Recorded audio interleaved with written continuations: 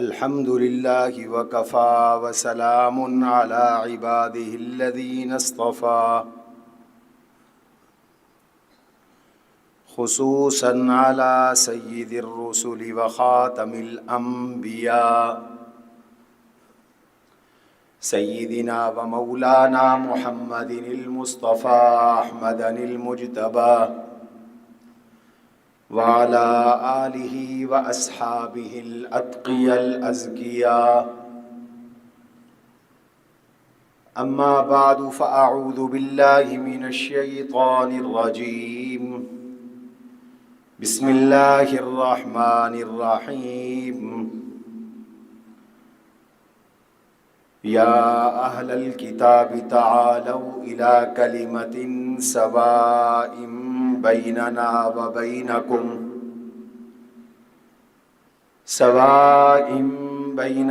وبينكم ألا نعبد إلا الله ولا يتخذ بعضنا بعضا أربابا من دون الله فإن تولوا فقولوا اشهدوا بأننا مسلمون. وقال رسول الله صلى الله عليه وسلم أسلم تسلم يؤتك الله أجرك مرتين فإن توليت فإن عليك اسم الأريسيين.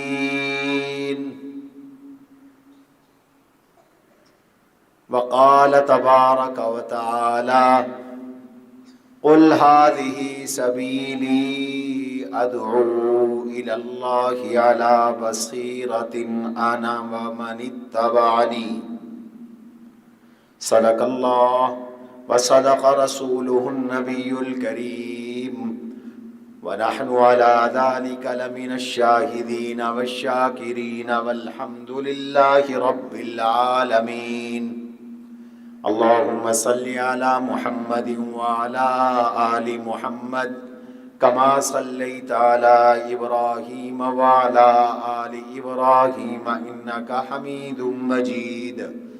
اللهم بارك على محمد وعلى آل محمد كما باركت على إبراهيم وعلى آل إبراهيم إنك حميد مجيد. گرامی قدر سامعین محترم،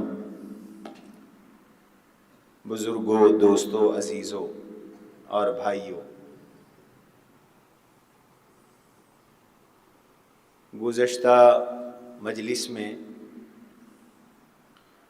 حضور نبی کریم صلی اللہ تعالی علیہ وسلم کی سیرت طیبہ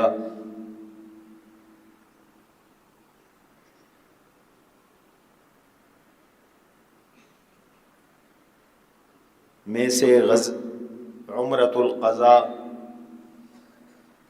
اور حضور علیہ السلام کے شاہان عالم کو خطوط کے بارے میں کچھ معروضات پیش کی تھی.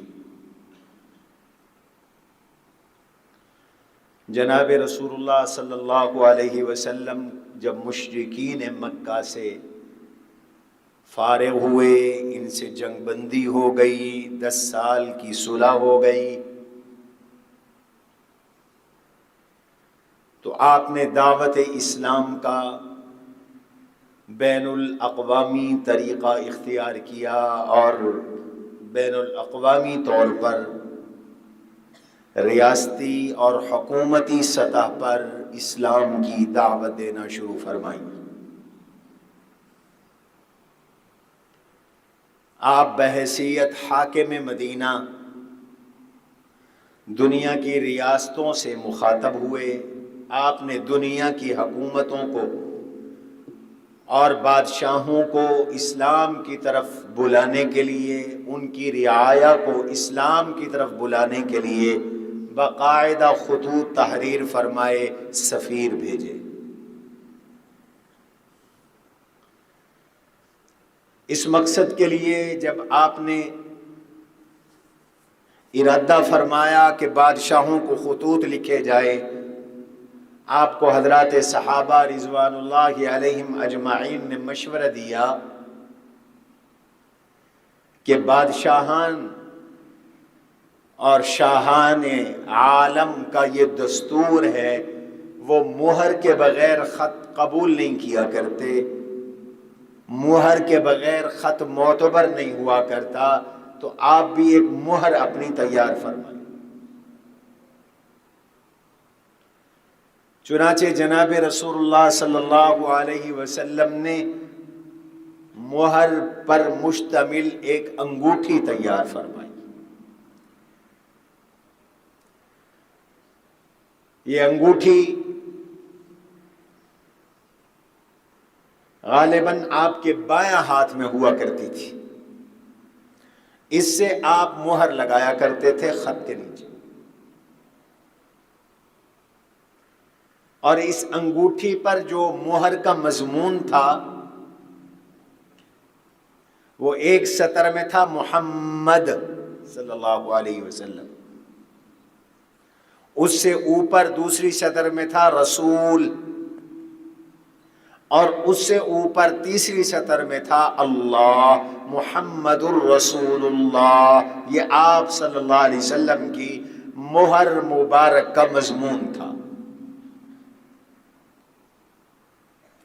اور یہ بھی حضور کا اعجاز ہے کہ آپ نے اس زمانے میں جو خطوط لکھے ان میں سے بعض خطوط آج تک اصلی شکل میں محفوظ ہیں، رسم الخط محفوظ ہے، خط محفوظ ہیں، اور وہ مہر لگی ہوئی اس کا نقش بھی محفوظ ہے۔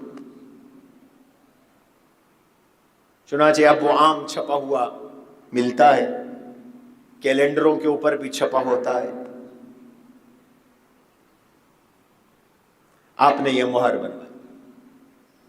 اور میں نے گزشتہ جمعے عرض کیا تھا وقت کی دو سپر طاقتیں تھیں، روم اور ایران، آپ نے روم کے بادشاہ کو بھی خط لکھا اور ایران کے بادشاہ کو بھی خط لکھا۔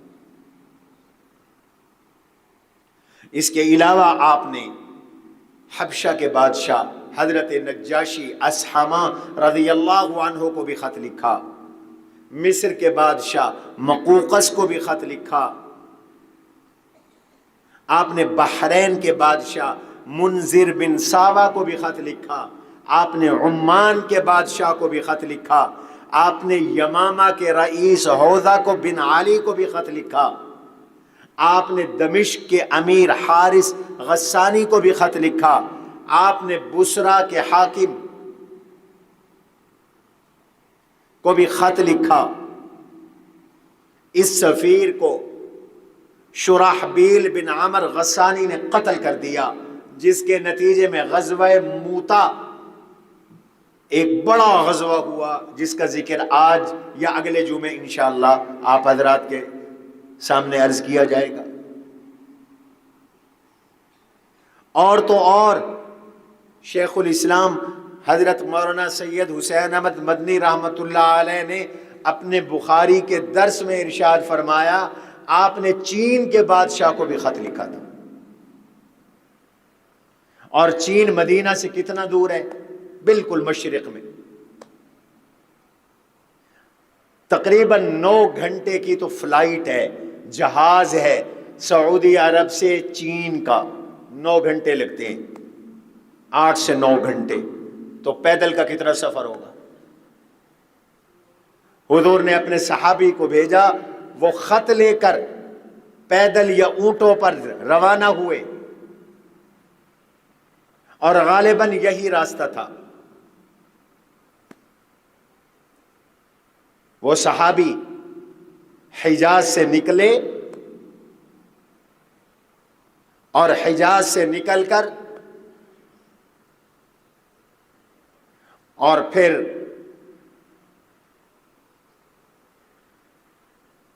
کویت اور عراق اور ایران اور پاکستان کے قبائلی علاقے اور افغانستان اور اس علاقے سے ہوتے ہوئے وہ چین گئے،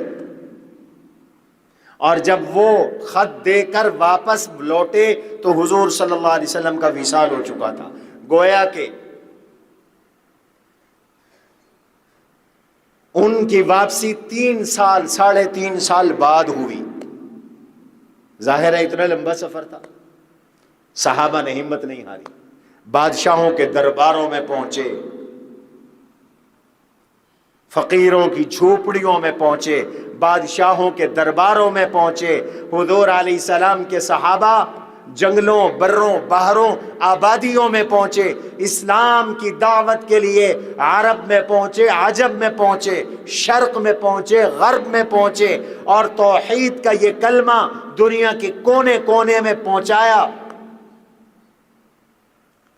دعوت کے راستے بھی پہنچایا، جہاد کے راستے بھی پہنچایا، حکومت کے راستے بھی پہنچایا، تجارت کے راستے بھی پہنچایا، ہر لحاظ سے اسلام کے وہ داعی تھے۔ تو پہلا خط آپ نے روم کے بادشاہ جو اس وقت کی سپر طاقت تھی ہرقلہ کو بھیجا، جو عیسائی تھا، مذہباً صرف عیسائی ہی نہیں، عیسائیوں کا بڑا عالم تھا۔ گزشتہ جمعے اس کی کچھ تفصیل میں نے عرض کی ہوئی تھی۔ وہ غزہ آیا ہوا تھا جس غزے پر آج بمباریاں ہو رہی ہیں، وہ اپنی منت کی تکمیل کے لیے مسجد اقصی آیا تھا۔ اور یہ بات میں عرض کر دوں پوری وضاحت کے ساتھ، میں نے لکھ بھی دی ہے، اس مہینے کے شمارے میں انشاءاللہ یہ تحریر آ رہی ہے کہ مسجد اقصی سے یہودیوں کا کوئی واسطہ تعلق نہیں رہا۔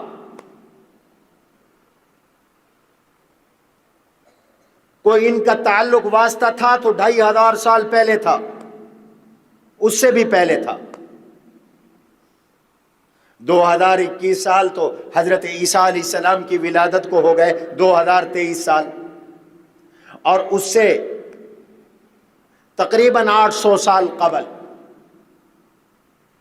حضرت موسیٰ علیہ السلام کے بعد، موسیٰ علیہ السلام نے جب انہیں حکم دیا تھا ادخلوا الارض المقدسہ، بیت المقدس میں، مقدس سرزمین میں جہاد کے ذریعے جاؤ، اور یہ نہیں گئے، نتیجتاً یہ وادی تیہ میں عذاب میں مبتلا رہے۔ اور موسیٰ علیہ السلام کے بعد حضرت یوشع بن نون علیہ السلام کی سرکردگی میں انہوں نے بیت المقدس فتح کیا، تو چند سال ان کی حکومت رہی۔ اس کے بعد سے یہ ذلیل رہے، بے عزت رہے، ان کا مسجد اقصی اور بیت المقدس سے کوئی تعلق نہیں رہا۔ مسلمانوں نے بھی مسجد اقصی عیسائیوں سے لی تھی، یہودیوں سے نہیں لی، ان کا کوئی تعلق واسطہ نہیں۔ آج کچھ لوگ کہتے ہیں ان کے باپ دادا یہاں رہتے تھے لہذا فلسطین یہودیوں کا ہے۔ یاد رکھو، فلسطین یہودیوں کا نہیں، عربوں کا ہے۔ ان یہودیوں سے پہلے وہاں عربوں کی حکومت، کنعانوں کی حکومت تھی۔ تو یہ عیسائی تھا، مسجد اقصی آیا ہوا تھا۔ حضرت دحیہ کلبی رضی اللہ عنہ اس کے پاس حضور کا خط لے کر گئے، اور اس کے دربار میں حضرت دحیہ کلبی نے بڑی زبردست اور شاندار تقریر فرمائی، خطاب فرمایا۔ حضرت دحیہ کلبی رضی اللہ عنہ بڑے خوبصورت صحابی رسول تھے۔ جبریل بھی جب انسانی شکل میں آتے تو انہی کے لبادے انہی کی شکل میں آیا کرتے تھے۔ یہ اتنے حسین تھے کہ اپنے منہ پہ کپڑا ڈال کے رکھتے تھے تاکہ عورتیں فتنے میں مبتلا نہ ہو جائے، اتنے خوبصورت تھے۔ جبریل اللہ کے قاصد ہے، وہ انسانی شکل میں آتے تو حضور کے قاصد کی شکل میں آتے، اور حضور کے قاصد دحیہ کلبی تھے۔ دحیہ کلبی نے اس سپر طاقت روم کے بادشاہ کے دربار میں بڑا زبردست خطاب فرمایا، اور فرمایا اے قیصر روم، جس شخصیت کا میں قاصد بن کے آیا ہوں، سفیر بن کے آیا ہوں، انہوں نے مجھے آپ کے پاس بھیجا ہے اللہ کی قسم وہ آپ سے بہت بہتر ہے، اور جس ذات نے اس کو نبی بنا کے بھیجا ہے وہ سب سے اعلیٰ ہے، وہ سب سے ارفع ہے، وہ رب ذوالجلال سب سے بلند ہے۔ میں خط لایا ہوں، اسے عاجزی سے پڑھیے، اخلاص کے ساتھ جواب دیجیے، عاجزی اور تواضع سے رسول اللہ کا خط ملاحظہ کیجئے اور انصاف کے ساتھ جواب دیجئے، اس لیے کہ اگر عاجزی کے ساتھ آپ نے اللہ کے نبی علیہ السلام کے خط کو نہ پڑھا، تکبر کا مظاہرہ کیا، تو آپ خط سمجھ نہیں سکیں گے، آپ کے پلے کچھ نہیں پڑے گا، آپ کو حضور کا میسج نہیں پہنچے گا، پک نہیں کر سکیں گے آپ اللہ کے نبی کے پیغام اور حضور کے خط کو۔ لہذا حضور کا خط پڑھیے، مکمل عاجزی کے ساتھ پڑھیے اور جواب دیجئے تو انصاف کے ساتھ جواب دیجئے۔ اگر آپ نے بغیر انصاف کے جواب دیا تو وہ جواب آپ کا عادلانہ منصفانہ نہیں ہوگا، انصاف والا نہیں ہوگا۔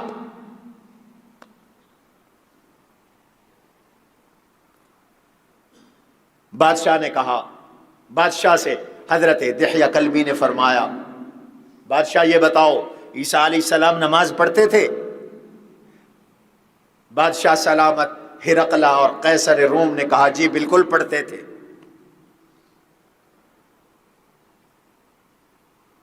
حضرت دحیہ نے فرمایا حضرت عیسیٰ علیہ السلام جس ذات کی نماز ادا کیا کرتے تھے میں اس ذات کی طرف تمہیں بلاتا ہوں، اس ذات کی طرف تمہیں بلاتا ہوں جس نے حضرت عیسیٰ علیہ السلام کو ماں کے پیٹ میں پیدا کیا، اس ذات کی طرف بلاتا ہوں جس نے زمینوں کو پیدا کیا، آسمانوں کو پیدا کیا، اور اس نبی کی طرف میں تمہیں دعوت دیتا ہوں جس نبی کی بشارت حضرت موسیٰ علیہ السلام نے بھی دی، حضرت عیسیٰ علیہ السلام نے بھی دی۔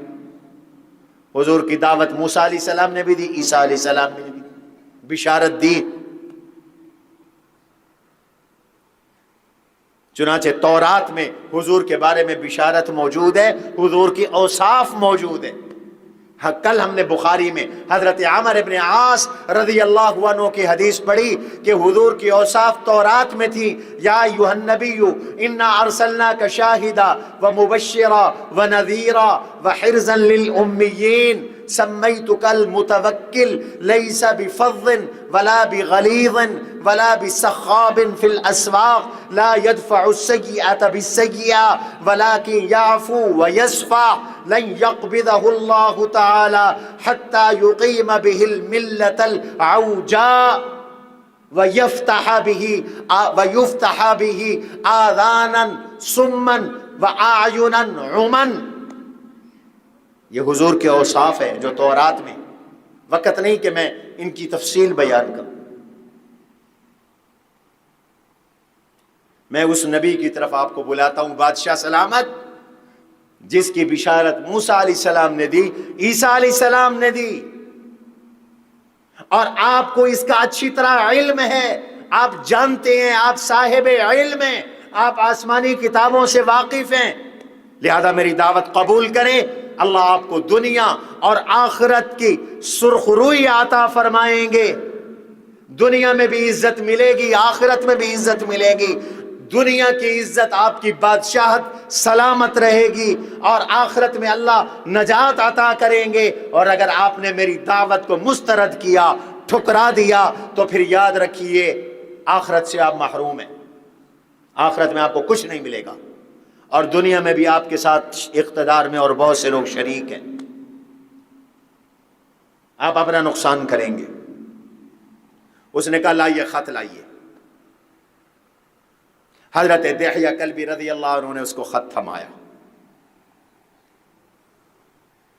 با ادب با نصیب، بے ادب بد نصیب بے نصیب، کافر ہونے کے باوجود اس نے حضور کا ادب کیا، حضور کے خط مبارک کا والا نامہ کا ادب کیا۔ اس نے حضور کے خط کو لیا، چوما، آنکھوں پہ رکھا، سر پہ رکھا، پھر اس خط کو پڑھا، خط کھولا اور خط کھول کے پڑھا جو حضور نے بادشاہ کو خط لکھا تھا. اور بعد شراح حدیث نے لکھا ہے اس نے، یہ مسلمان تو نہیں ہوا تھا، میں آگے چل کے عرض کروں گا، اس لالچ میں کہ لوگ میرے مخالف ہو جائیں گے، میرا اقتدار چھن جائے گا، مسلمان نہیں ہوا تھا، لیکن خط کا احترام کر کے اس نے خط کو اپنے پاس محفوظ رکھا، ایک ڈبیا میں بند کیا.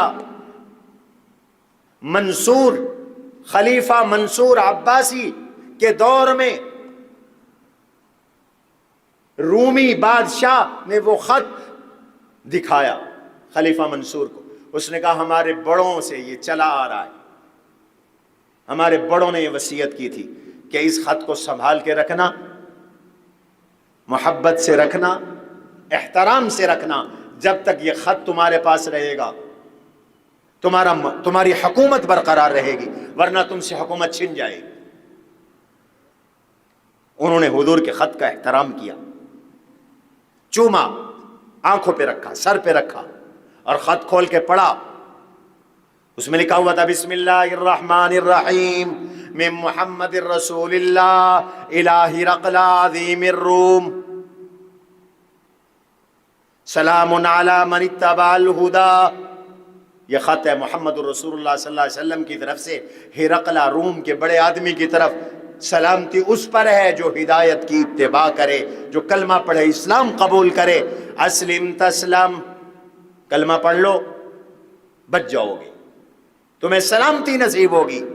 اور یہی پیغام ہر کافر کے لیے ہے، اسلم تسلم، اسلام لے آؤ سلامتی ملے گی، اسلام لے آؤ دنیا میں بھی آخرت میں بھی سلامتیاں نصیب ہوں گی، عزتیں، رفعتیں، بلندیاں نصیب ہوں گی.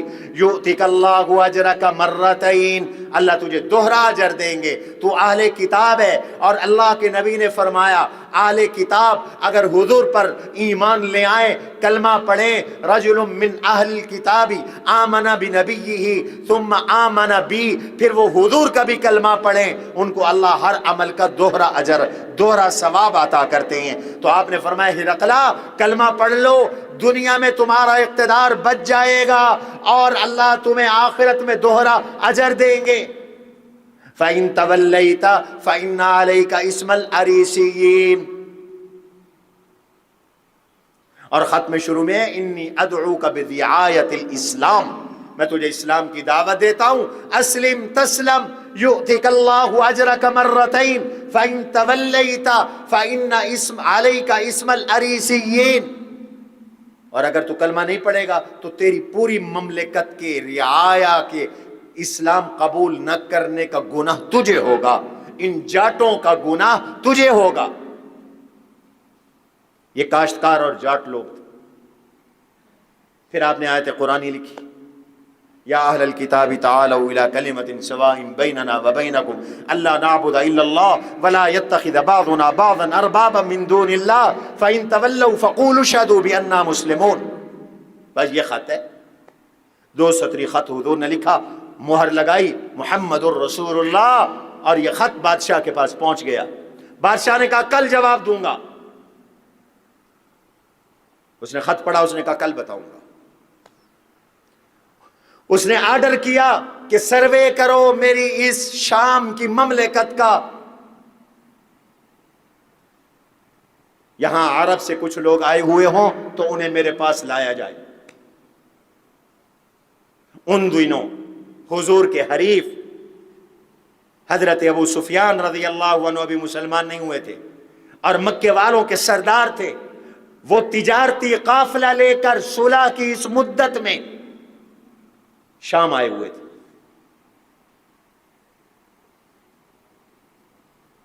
ایجنسیاں متحرک ہوئیں، انہوں نے ڈھونڈ نکالا ابو سفیان ان کے قافلے کو بادشاہ کے پاس لے آئے، اگلے دن پیش کر دیا. بادشاہ نے کہا، ہرقلہ نے کہا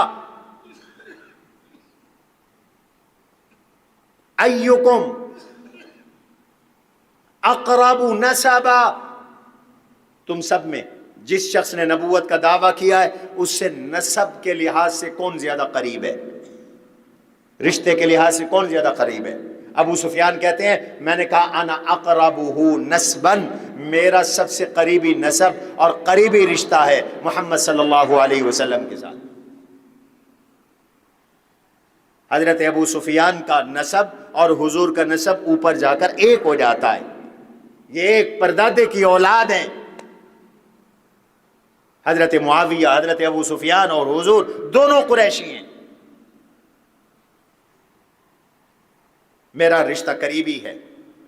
اس نے کہا آگے بیٹھو، قافلے کے باقی لوگوں سے کہا پیچھے بیٹھو، لائن بنا لو، میں اس سے کچھ سوالات کروں گا، اگر یہ جواب ٹھیک دے تو بہت اچھا، ورنہ اگر یہ جواب غلط دے تو تم نے ٹوکنا ہے، بتانا ہے کہ یہ غلط جواب دے رہا ہے۔ ابو سفیان کہتے تھے اگر مجھے یہ اندیشہ نہ ہوتا کہ میرے ساتھی مجھے جھٹلا دیں گے تو میرے دل میں اسلام کی اس وقت نفرت تھی، حضور کا بغض تھا، ہو سکتا ہے میں جھوٹ بول دیتا، لیکن میں سچ بولنے پر مجبور ہوا۔ بادشاہ نے مجھ سے چند سوالات کیے۔ اس نے پہلا سوال کیا کیف نسبہ فیکم، اس نبی کا نسب کیسا ہے، کیسے خاندان کا ہے، کوئی ہلکا پھلکا خاندان ہے یا اونچا معزز مکرم خاندان ہے؟ ابو سفیان کہتے ہیں میں نے کہا ہوا فینا ذو نسب، اس کا نسب بڑا عالی ہے، وہ بڑے اونچے نسب والا ہے جو نبوت کا دعویٰ کر رہا ہے۔ حضور بڑے اونچے نسب کے ہیں، بڑے اونچے حسب کے ہیں۔ وقت نہیں کہ میں آپ کے نسب اور حسب کو کھولوں۔ یہ اس کا پہلا سوال تھا۔ اس نے دوسرا سوال کیا هل قال هذا القول فيكم احد قبلہ، حضور سے پہلے تمہارے خاندان میں، تمہارے علاقے میں کسی نے نبوت کا دعویٰ کیا ہے؟ ابو سفیان کہتے ہیں میں نے کہا نہیں، کسی نے نبوت کا دعویٰ نہیں کیا۔ اس نے تیسرا سوال کیا هل كان من آبائه من ملک، تمہارے باپ دادوں میں یا اس کے باپ دادوں میں کوئی بادشاہ گزرا ہے؟ قلت لا، میں نے کہا نہیں، یہ جو نبوت کا دعویٰ کرنے والے صاحب ہیں ان کے خاندان میں کبھی کوئی بادشاہ بھی نہیں گزرا۔ پھر اس نے سوال کیا چوتھا سوال اشراف الناس اتبعوه ام ضعفاؤہم، اس کا ایمان، اس کی دعوت، اسلام قبول کرنے والے لوگ غریب، غربا، ضعیف، کمزور یا سرمایہ دار، سیٹھ، جاگیردار اور بڑے لوگ ہیں؟ کون زیادہ اسلام قبول کر رہے ہیں؟ اس کی دعوت پر کون زیادہ لبیک کہہ رہے ہیں؟ ابو سفیان کہتے ہیں قلت بل ضعفاؤہم، کہ زیادہ کلمہ پڑھنے والے، اسلام قبول کرنے والے تو غریب، غربا، ضعیف، کمزور، غلام، فقیر قسم کے، غریب قسم کے لوگ ہیں۔ خالی ابھی اس کے سوال اور جواب ہے، وہ تجزیہ کر رہا ہے، وہ جانچ رہا ہے اللہ کے نبی کی نبوت کو، آپ کی صداقت کا وہ امتحان لے رہا ہے۔ اس نے پھر سوال کیا پانچواں سوال ایزیدون ام ینقصون، اس نبی کے ماننے والے بڑھ رہے ہیں یا گھٹ رہے ہیں؟ ابو سفیان کہتے ہیں میں نے کہا بل یزیدون، ان کی تعداد میں تو روز بروز اضافہ ہو رہا ہے، وہ تو بڑھ رہے ہیں، ان میں اضافہ ہو رہا ہے۔ چھٹا سوال کیا هل يرتد احد منهم سخطة لدينه بعد ان يدخل فيه، ان میں کوئی اسلام میں داخل ہو کر پھر اسلام سے ناراض ہو کر مرتد بھی ہوا ہے؟ جنہوں نے نبی کا کلمہ پڑھا وہ اسلام پہ ناراض ہو کر، اسلام میں داخل ہونے کے بعد اسلام پہ ناراض ہو کر کوئی مرتد بھی ہوا ہے؟ قلت لا، میں نے کہا کوئی مرتد اسلام پہ ناراض ہو کر کوئی مرتد نہیں ہوا، اسلام کی خامی کی وجہ سے کوئی مرتد نہیں ہوا۔ کوئی مرتد ہوا ہو اپنی لالچ میں تو الگ بات۔ میں نے کہا اچھا فَهَلْ كُنْتُمْ تَتَّهِمُونَهُ بِالْكَذِبِ قَبْلَ أَنْ يَقُولَ مَا قَالَ، میرا اگلا دعوے سے پہلے اس شخص پہ تم جھوٹ کا الزام لگایا کرتے تھے، جھوٹ کی تہمت لگی تھی، کبھی تم نے اس کو جھوٹا کہا تھا؟ میں نے کہا نہیں، ہم نے کبھی ان پر جھوٹ کی تہمت نہ لگائی، نہ سنی، نہ انہوں نے کبھی جھوٹ بولا۔ وہ سچے تھے، سچے ہیں، ان سے جھوٹ کوسوں دور ہے۔ حضور کا دشمن کہہ رہا ہے، جھوٹ بولنا تو دور کی بات، ان پہ کبھی جھوٹ بولنے کا الزام بھی نہیں آیا۔ هل کنتم تتہمونہ بالکذب، ان پہ کبھی جھوٹ کا الزام نہیں آیا، تہمت نہیں آئی۔ یہ ہے ہمارے نبی، اور ہم ہیں اس نبی کے امتی کہ کبھی سچ بولنا ہی نہیں، روز ہی جھوٹ، ہر بات ہی جھوٹ۔ کیسے ہم دعویٰ کرتے ہیں حضور کے امتی ہونے کا؟ کیسے ہم دعویٰ کرتے ہیں؟ شرم بھی نہیں آتی ہمیں؟ بات بات پہ جھوٹ، اور حضور کا سب سے بڑا مخالف یہ گواہی دے رہا ہے کہ حضور نے جھوٹ بولنا تو دور کی بات، کبھی آپ پر جھوٹ کا الزام بھی نہیں لگا۔ اس نے کہا اچھا یہ بتاؤ، فَهَلْ يَغْدِرُ، وہ نبی عہد شکن ہے جس نے نبوت کا دعویٰ کیا ہے؟ وعدے پورا کرتا ہے یا وعدے خلافی کرتا ہے؟ معاہدے پورے کرتا ہے یا معاہدہ شکنی کرتا ہے؟ ابو سفیان کہتے ہیں میں نے کہا نہیں، بلکہ وہ وعدوں کو پورا کرتے ہیں۔ ہاں، آج کل تازہ ہمارا ان کا معاہدہ ہوا، وہ صلح حدیبیہ والا معاہدہ جو میں بیان کر چکا ہوں، تازہ ہمارا معاہدہ ہوا ہے، لا ندری، ہم نہیں جانتے کہ وہ اس مدت میں کیا کرنے والے ہیں۔ ابو سفیان کہتے ہیں اللہ کی قسم میں اپنے دل کی بھڑاس اور کوئی کلمہ اپنی طرف سے اس کے سوا اور کچھ نہ کہہ سکا اس نبی کے خلاف۔ اب مجھے یہی موقع ملا، میں نے تھوڑا سا چربہ لگا دیا، میں نے کہا دیکھو جی آج کل تازہ معاہدہ ہے، پتہ نہیں وہ کیا کرتا ہے۔ ویسے اب تک تو انہوں نے عہد شکنی نہیں کی۔ بادشاہ نے پوچھا فَهَلْ قَاتَلْتُمُوهُ، تمہاری اس نبی سے کچھ جنگیں بھی ہوئی ہیں، لڑائیاں بھی ہوئی ہیں؟ ابو سفیان کہتے میں نے کہا نعم، ہماری ان سے جنگیں بھی ہوئی، لڑائیاں بھی ہوئی۔ حضور علیہ السلام اور مشرکین مکہ کے درمیان جنگ بدر ہوئی، جنگ احد ہوئی، غزوہ احزاب ہوا، یہ جنگیں ہوئی ہیں۔ بادشاہ نے پوچھا کیف کان قتالکم ایاہ، تمہاری اس نبی سے جنگیں کیسے رہیں؟ کون جیتا کون ہارا؟ کون جیتا کون ہارا؟ جنگ کا نتیجہ کیا نکلا؟ ابو سفیان کہتے ہیں میں نے جواب میں کہا الحرب بیننا و بینہ سجال ینال منا و ننال منہ، کبھی وہ جنگ جیتے کبھی ہم جنگ جیتے، ہمارے اور ان کے درمیان جنگ کنویں کی ڈول کی طرح ہے، کبھی کسی ہاتھ میں ہوتا ہے کبھی کسی ہاتھ میں ہوتا ہے۔ ایسے ہی کبھی جنگ ہم نے جیتی کبھی جنگ اس نے جیتی، بدر میں وہ جیت گئے ہم ہار گئے، احد میں ابتداءً انہیں جیت ہوئی پھر ہمیں جیت ہوئی، احزاب میں پھر وہ جیت گئے۔ آخری سوال کیا ہرقلہ نے، بادشاہ نے، ماذا یامرکم، یہ جو نبوت کا دعویٰ کرتے ہیں صاحب، یہ تمہیں کہتے کیا ہیں؟ ان کی دعوت کیا ہے؟ تمہیں کیا حکم کرتے ہیں؟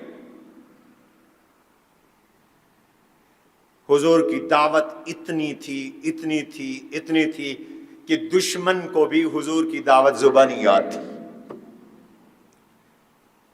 ہمیں تو خود کو کلمہ نہیں آتا، کلمہ غلط پڑھتے ہیں بڑے عاشق رسول، اسلام کے ابجد سے واقف کوئی نہیں، حلال حرام کا پتہ کوئی نہیں، جائز ناجائز کا پتہ کوئی نہیں، لیکن حضور کی دعوت دیکھو، یہ حضور کا دشمن ہے۔ ابھی تو مسلمان نہیں ہوئے نا، ابھی تو مشرکین مکہ کے سردار ہیں ابو سفیان، حضور کے حریف ہیں، حضور کے مقابل ہیں۔ لیکن انہیں بھی حضور کی دعوت یاد ہے کہ حضور فرماتے کیا ہیں، آپ کی دعوت کیا ہے۔ مسلمانوں، نبی کی دعوت کو یاد رکھو، دشمن کو یاد ہے تم مسلمان ہو، اپنے نبی کی زندگی سے واقف نہیں، نبی کی دعوت سے واقف نہیں، نبی کی تعلیمات سے واقف نہیں۔ اگر ہمیں نبی کی پہچان نہیں ہے، ہم بیرسٹر ہیں یا پی ایچ ڈی ہیں، حقیقت میں ہم جاہل ہیں، ہمارے پاس کوئی علم نہیں۔ اپنے نبی کا پتہ کوئی نہیں تو کون سا علم ہے بھائی؟ اپنے رسول کی تعلیمات کا پتہ کوئی نہیں تو ایسا علم کس کام کا علم ہے؟ یہ علم وہ ہے جو دل میں ہو، علم وہ ہے جو فکر آخرت پیدا کرے، علم وہ ہے جو خوف خدا پیدا کرے، علم وہ ہے جو اللہ کے قریب کرے، علم وہ ہے جو رسول کی اطاعت تک پہنچائے، علم وہ ہے جو گناہ چھڑوائے، علم وہ ہے جو نیکیاں کروائے۔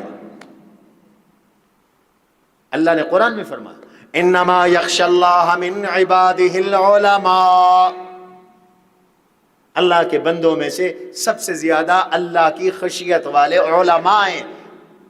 مفسرین کہتے ہیں جس میں خوف خدا کوئی نہیں، جو اللہ کے احکام کو پورا نہیں کرتا، اللہ کی نواہی اور منع کردہ چیزوں سے نہیں بچتا، چاہے اس نے کتنی کتابیں کیوں نہ پڑھی ہوں، کتنی ڈگریاں کیوں نہ لی ہوں، وہ عالم نہیں، وہ جاہل ہے، وہ عالم کہلانے کا حقدار نہیں ہے۔ نماز نہ پڑھتا ہو، مولوی اور نماز نہ پڑھتا ہو، عالم اور نماز ادا نہ کرتا ہو، مسلمان اور نماز ادا نہ کرتا ہو، اور کئی سو ڈگریوں کا حامل ہو، گولڈ میڈل ہو، مفسرین کہتے ہیں اس کو وہ عالم نہیں ہے۔ علم تو ہے وہی جو اللہ کا ڈر دل میں پیدا کر دے، اللہ سے تعلق بنا دے، اللہ سے جوڑ بنا دے، اللہ کے ہر حکم کو جان کر مان کر چلے، جو جانتا ہو مانتا نہ ہو وہ عالم نہیں ہے۔ اور بے عمل عالم کی قرآن نے مثال دی ہے، مثل الذين حملوا التوراة ثم لم يحملوها كمثل الحمار يحمل اسفارا۔ یہودیوں کے بارے میں یہ مثال دی، وہ بھی تورات پہ عمل نہیں کرتے تھے، جیسے آج کے یہودی غنڈے بنے ہوئے ہیں فلسطین کے اندر، اپنی کتاب کے احکام کا بھی مذاق اڑا رہے ہیں۔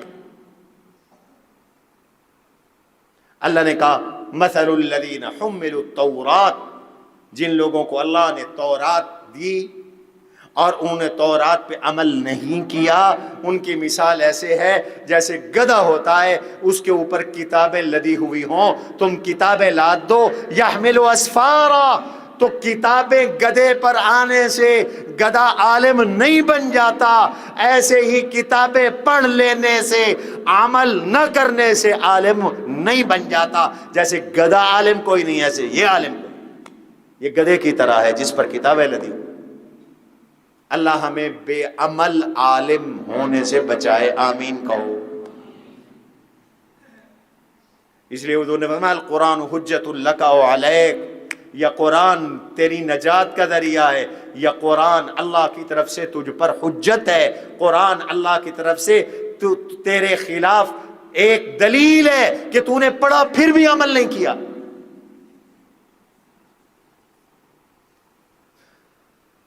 کیا دعوت ہے اس نبی کی؟ وہ نبی کیا کہتا ہے؟ حضور کے دشمن سے پوچھا، مخالف سے پوچھا، ماذا یأمرکم، وہ کہتے کیا ہے؟ ابو سفیان نے حضور کی دعوت پیش کی، فرمایا وہ کہتے ہیں اعبدوا اللہ ولا تشرکوا بہ شیئا، ایک اللہ کی عبادت کرو، توحید اختیار کرو، اس کی ذات و صفات و افعال میں کسی کو رائی کے دانے کے برابر بھی شریک نہ ٹھہراؤ۔ وہ ہمیں موحد بناتا ہے، توحید کا درس دیتا ہے، شرک سے منع کرتا ہے، بت پرستی سے منع کرتا ہے، غیر اللہ کے آگے سجدے کرنے سے منع کرتا ہے، غیر اللہ کی منوتیوں، منتوں، نظروں، نیازوں سے منع کرتا ہے۔ وہ ہمیں حکم دیتا ہے کہ ہم توحید اختیار کریں، اور توحید کا تقاضا عبادت ہے، ہم اللہ کی عبادت کریں۔ توحید اور عبادت لازم و ملزوم ہے۔ قرآن میں اللہ نے توحید بول کر، عبادت بول کر توحید مراد لی ہے۔ جو موحد ہوگا وہ عابد بھی ہوگا، اور جو موحد ہونے کا دعویٰ کرے عبادت نہ کرے وہ کوئی موحد نہیں ہے، اس میں کوئی توحید نہیں ہے۔ اعبد اللہ، وہ کہتے ہیں اللہ کی عبادت کرو، شرک نہ کرو۔ اور وہ کہتے ہیں وَاتْرُكُوا مَا يَقُولُ آبَاؤُكُمْ، اپنے باپ دادے کی قصے کہانیاں چھوڑو، حق کی اتباع کرو، حق کی پیروی کرو، اللہ کی مانو، اللہ کے نبی کی مانو، قرآن کی مانو، سنت کی مانو۔ باپ دادا حجت نہیں ہے۔ مشرکین مکہ جو بت پرستی کرتے تھے، ان کی سب سے بڑی دلیل یہی تھی کہ ہمارے باپ دادا ایسے کرتے تھے، ہمارے باپ دادا ایسے کرتے تھے۔ تو ابو سفیان رضی اللہ عنہ نے روم کے بادشاہ کے دربار میں بتایا کہ وہ ہمیں کہتے ہیں وَاتْرُكُوا مَا يَقُولُ آبَاؤُكُمْ وَيَأْمُرُنَا بِالصَّلَاةِ وَالصِّدْقِ وَالْعَفَافِ وَالصِّلَاةِ، وہ ہمیں حکم کرتے ہیں نماز ادا کرو۔ اللہ کے نبی کی عقیدے کے بعد پہلی دعوت نماز کی تھی۔ وہ ہمیں حکم کرتے ہیں نماز ادا کرو۔ نماز بابا بنیاد ہے دین، نماز نہیں ہے تو کچھ بھی نہیں ہے۔ نماز تو جڑ ہے، بنیاد ہی خراب ہو جائے درخت کیا اٹھے گا؟ بلڈنگ کی بنیادیں ہی نہ ہو، بلڈنگ تو دڑام سے گر جائے گی۔ اس لیے تو فرمایا الصلاۃ عماد الدین، من اقامها فقد اقام الدین ومن هدمها فقد هدم الدین۔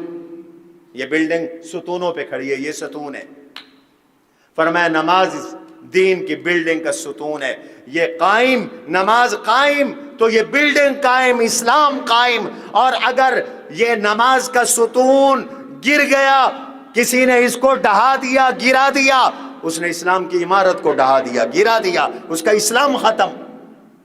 وہ ہمیں نماز کا حکم کرتے ہیں، والصدق، سچ بولنے کا حکم کرتے ہیں، والعفاف، حرام سے رکنے کا حکم دیتے ہیں۔ وہ کہتے ہیں حرام سے رک جاؤ۔ عفاف کا ایک معنی پاک دامنی، وہ ہمیں کہتے ہیں پاک دامن رہو، بدکار نہ بنو۔ والصلہ، وہ ہمیں صلہ رحمی کا حکم دیتے ہیں۔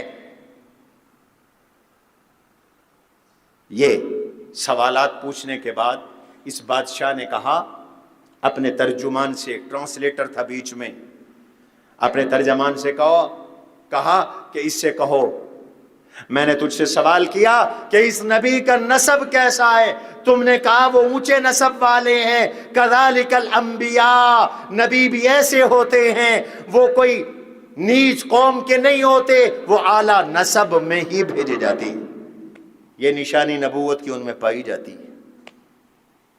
میں نے تم سے پوچھا کہ تمہارے ہاں کسی نے ان سے پہلے نبوت کا دعویٰ کیا، تم نے کہا نہیں، میں نے سوچا تھا کہ اگر کسی نے پہلے نبوت کا دعویٰ کیا ہے تو ہو سکتا ہے یہ اس کی ریس کر رہا ہو،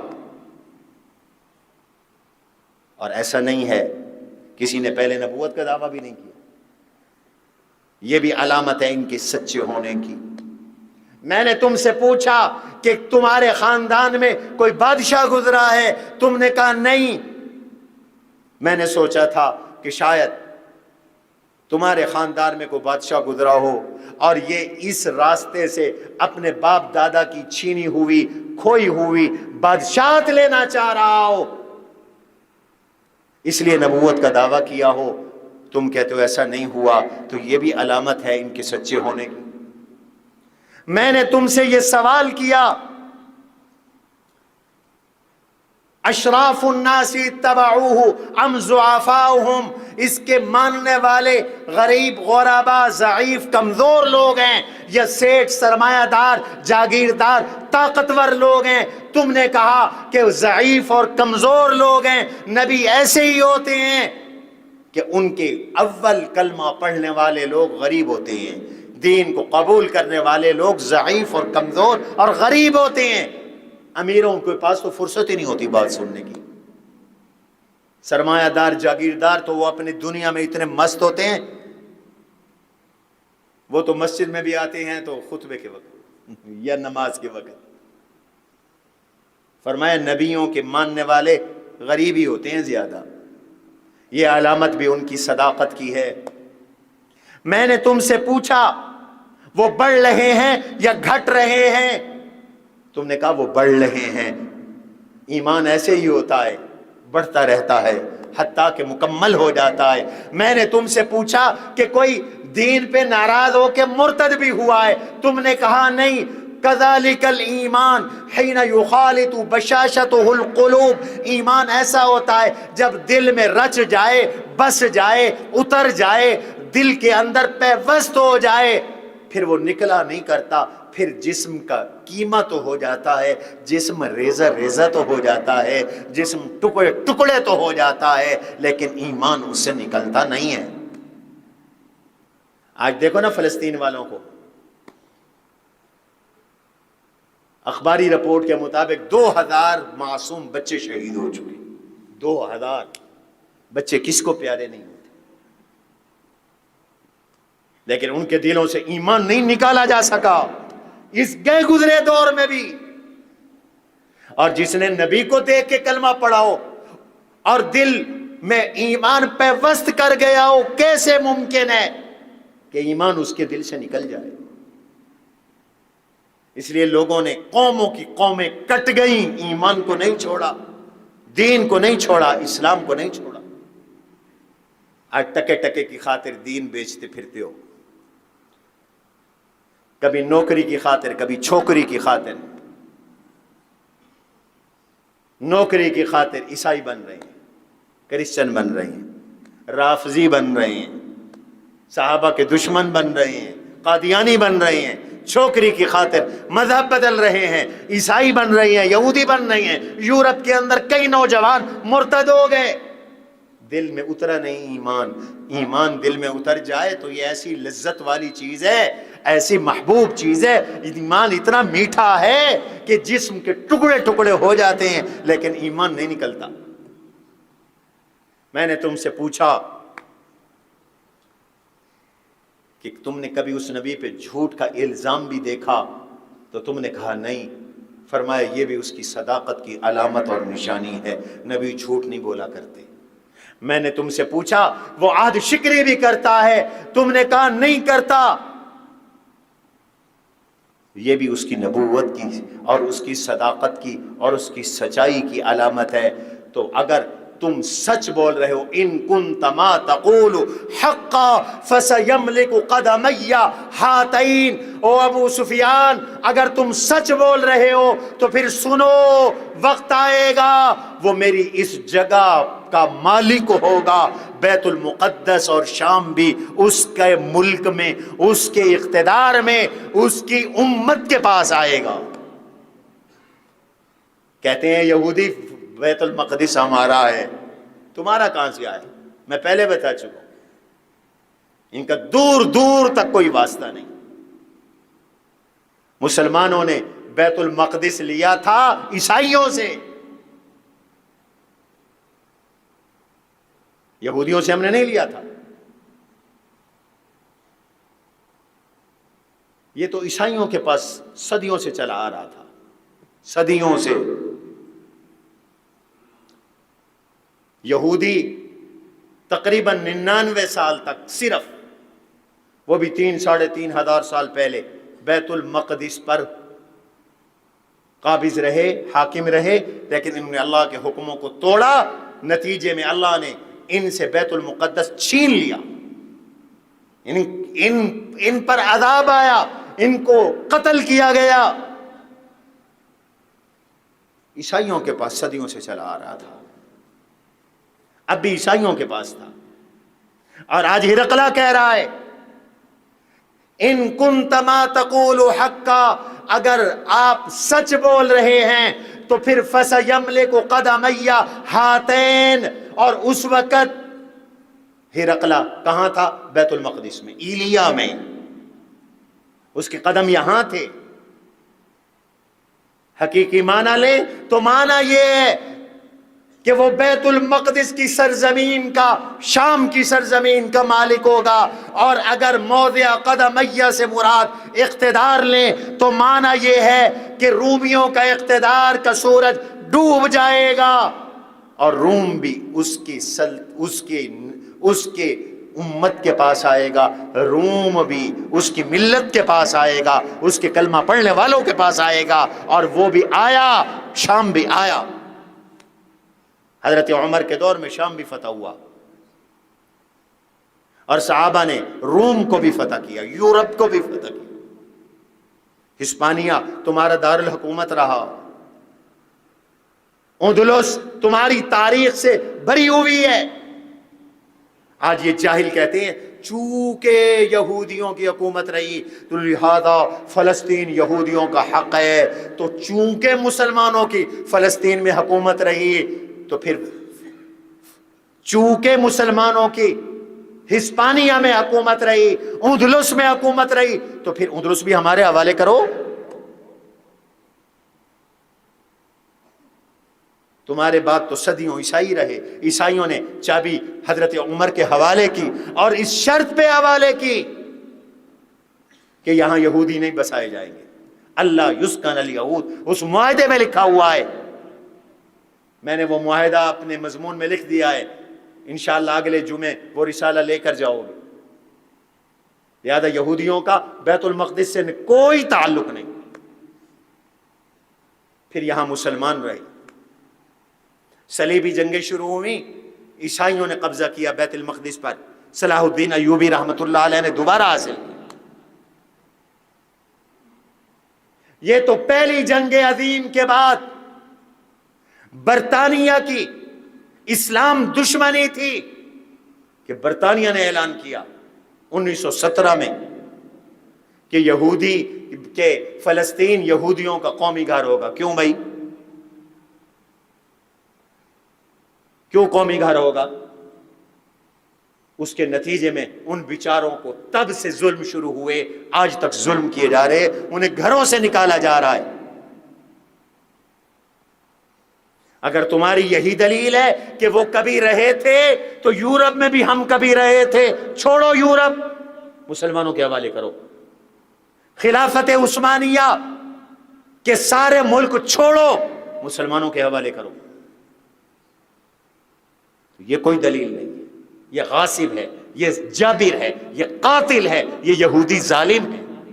اور ان کے سرپرست امریکہ، برطانیہ اور یورپ کے بین الاقوامی منافق ہیں جو انسانی حقوق کے نعرے لگاتے ہیں، دعوے کرتے ہیں. انسان تو انسان، جانوروں کے حقوق کے نعرے لگاتے ہیں، لیکن انہیں فلسطین کے مسلمان انسان نظر نہیں آتے. وہاں کے تڑپتے بچے جن کے جسموں سے خون رس رہا ہے وہ انہیں انسان نظر نہیں آتے. ہسپتال میں پڑے ہوئے 1000 زخمی انہیں انسان نظر نہیں آتے. ہسپتال پہ بمباری کر کے ان 1000 زخمیوں کو شہید کر دیا، وہ انہیں انسان نظر نہیں آتے. وہاں کوئی انسانی حقوق نہیں. وہاں ایک طرف موت ہے، بمباریاں ہیں، دوسری طرف ان کی بجلی بند ہے، گیس بند ہے، ان کا راشن بند ہے، ان کے کھانے پینے کے سامان کو بند کر دیا گیا ہے. ہسپتالوں میں ڈاکٹروں کو قتل کر دیا گیا ہے، شہید کر دیا گیا ہے.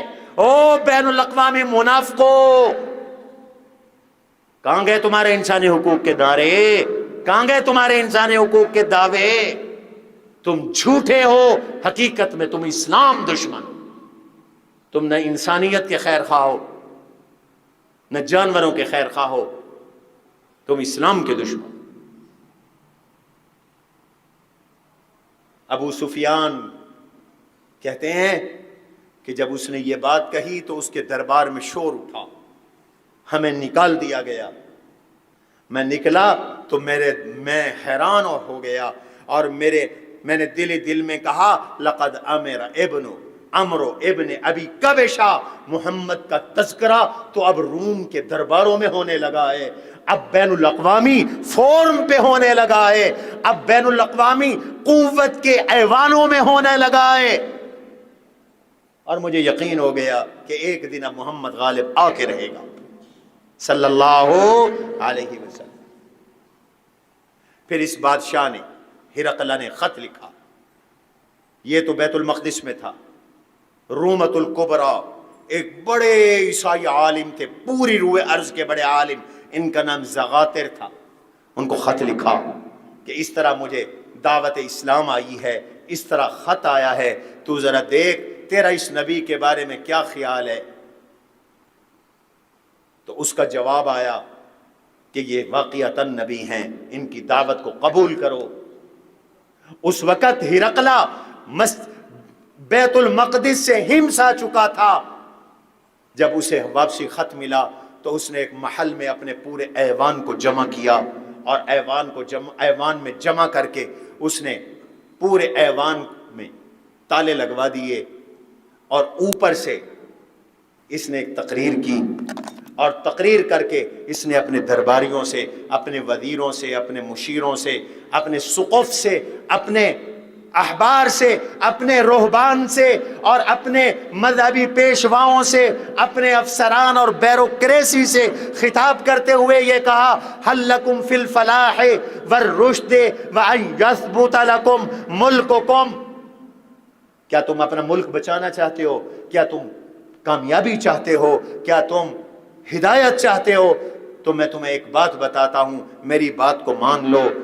لوگوں نے کہا ہم چاہتے ہیں کہ ہمارا ملک اقتدار برقرار رہے اور ہم کامیاب ہوں۔ اس نے کہا تو پھر ایک ہی صورت ہے، بایعوا ھذا النبی ان تبایعوا ھذا النبی، یہ جو محمد عربی نبوت کا دعویٰ کرنے والے ہیں، ان کے ہاتھ پہ کلمہ پڑھ لو، ایمان قبول کر لو، تمہارا ملک بچ جائے گا، اقتدار بچ جائے گا، دنیا آخرت میں کامیابی مل جائے گی۔ یہ کہنا تھا کہ اس کے درباریوں نے شور کیا، اٹھے اور وحشی گدھوں کی طرح دوڑے، آگے گئے تو دروازے بند تھے، شور ہوا تو اس نے سب کو چپ کروایا، پینترا بدلا، اور پینترا بدل کے کہنے لگا میں تو تمہارا امتحان لینا چاہ رہا تھا کہ تم اپنے دین پہ کتنے پختہ ہو، کتنے پکے ہو، لہذا میں نے دیکھ لیا تم واقعی اپنے دین پہ بہت پختہ اور پکے ہو، میں نہیں کلمہ پڑھنا چاہتا، نہ تمہیں پڑھوانا چاہتا ہوں۔ پینترا بدلا اور منکر ہو گیا، لیکن وہ دل سے جان گیا کہ حضور سچے، حضور کی دعوت روم تک پہنچ گئی۔ اور بعض روایات میں آتا ہے اس نے حضرت دہیہ کلبی سے کہا کہ یہ تو نہیں مانتے، تو چلا جا اٹلی رومت الکبریٰ میں، وہاں بڑے عالم ہیں زغاتر، ان کو جا کر دعوت اسلام دو، وہ تمہاری دعوت کو قبول کریں گے۔ چنانچہ دہیہ کلبی نے سفر فرمایا اور حضور کی دعوت لے کر یہ پہنچے رومت الکبریٰ، اور زغاتر سے ملے اور زغاتر کو یہ پیغام پہنچایا۔ زغاتر نے جب یہ پیغام سنا، جو روئے ارض پر عیسائیوں کے بڑے عالم تھے، انہوں نے جب یہ پیغام سنا تو گھر گئے، کالے کپڑے پہنے ہوئے تھے، اتارے، سفید لباس پہنا اور گرجا گھر میں آئے اور لوگوں کو جمع کر کے تقریر کی اور خطاب کیا، اور خطاب کر کے یہ کہنے لگے یا معاشر الروم، او رومیو، قد جاءنا کتاب من احمد، احمد مجتبی نے ہمیں خط بھیجا ہے، یدعوننا فیہ الی اللہ عز وجل، وہ ہمیں اللہ کی طرف بلا رہے ہیں، وَأَنِّي أَشْهَدُ أَن لَا إِلَٰهَ إِلَّا اللَّهُ وَأَنَّ مُحَمَّدًا رَّسُولُ اللَّهِ، میں تو کلمہ پڑھ رہا ہوں، میں گواہی دے رہا ہوں کہ اللہ کے سوا کوئی معبود نہیں، محمد اللہ کے بندے ہیں، اس کے رسول ہیں، تم بھی ایمان لے آؤ۔ یہ کہنا تھا کہ ان عیسائیوں نے ان پہ حملہ کر دیا اور حضرت زغاتر کو شہید کر دیا، وہ شہید ہو گئے، وہ کلمہ پڑھ کے شہید ہو گئے۔ حضور نے ان کو خط بھیجا۔ دوسری بڑی سپر طاقت دنیا کی ایران تھا اس زمانے میں، ایران کو فارس کہتے تھے، اس کے بادشاہ کو پرویز اس کا لقب ہوتا تھا، خسرو پرویز تھا۔ آپ نے اپنے ایک صحابی عبداللہ بن حذافہ سہمی قد عظمت فللأمجاد بانيها ومن يسعى إلى العليا بما فيه